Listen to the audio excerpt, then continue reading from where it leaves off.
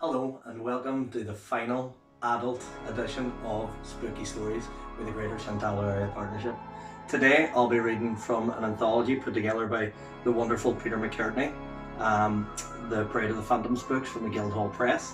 And to keep in line with our Greater Chantalo theme, I will be today reading the story of the Moss Park Presence. And I opened it to Chantal, which isn't good. The Moss Park Presence. In the summer of 1996, the culmination of a prolonged series of supernatural events forced a local woman to flee her home with her children. The mother of four claimed she had been plagued by ghosts of a young girl and man since moving into the house in Moss Park in the galliagh area of the city some years previously. The notoriety of the house quickly spread in the glare of the subsequent press and television coverage. In one interview with a journalist, the woman spoke of a night she awoke to find a figure of an old man standing by her bed. It was horrible. I've never been so frightened in all my life. I felt uneasy while sleeping and woke up to find him glaring at me. Suddenly, the holy metal around my neck felt really heavy and seemed to catch sight and then disappeared. Her young son was wakened one night in the front bedroom by a noise coming from a built-in wardrobe in the room. He was terrified as a ghostly boy walked through the wardrobe door and began pulling at his bedclothes. All he could do was curl up at the head of his bed and scream until the figure finally vanished. A pregnant friend staying overnight again in the front bedroom awoke to the sight of an old woman with arms outstretched standing at the foot of the bed, demanding to have her baby. The friend never returned to the house.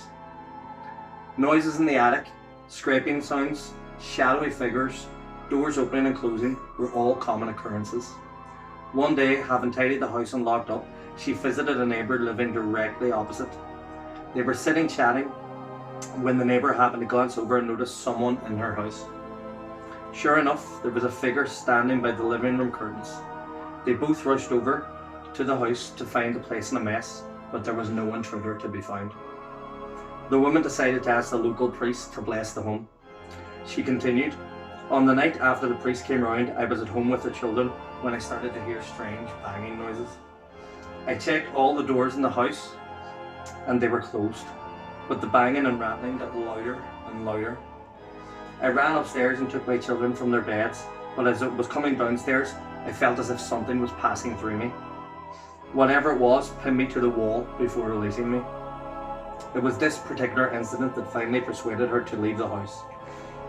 Before she left, she contacted the local clairvoyant, Kate Houston, for her assistance. Kate willingly responded and a meeting was arranged. Kate takes up the story.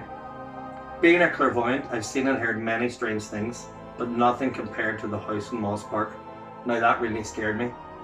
The occupier, whom we will call Magella, contacted me and asked if I could come out to her house, so of course I obliged and arranged a visit. I walked towards the house, knowing that only that the woman who lived there had heard banging noises and could feel that something was in the house. That was enough information for me to go and investigate. Magella greeted me at the door.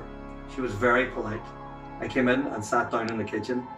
Everything felt calm, but then it always does at the start. We were chatting over tea when I suddenly thought, aha, something's about. No sooner had I thought this when I saw standing right behind Magella a little girl who seemed about 10 years old. I was trying not to look too obviously, which was hard considering that Magella stopped chatting and asked me, "What are you looking at?" She had noticed my eyes were gazing beyond her. "Oh God, no, it's behind me, isn't it?" she said, staring at me with her face drained of colour. Her expression was someone half glad that I had seen something and half terrified. I gave her a reassuring look and nodded my head, hoping to calm her a little. She put her head in her hands. "Thank God," she said. "Now I don't have to think I'm going mad like everyone keeps telling me." Without raising her head, she asked me what else I could see. I told her that standing to the right of her was the shadow of a man. I told her that they would go in a minute, as they were only there to prove themselves, and shortly after they both went. Without hesitation, Magella asked me if I would go upstairs with her.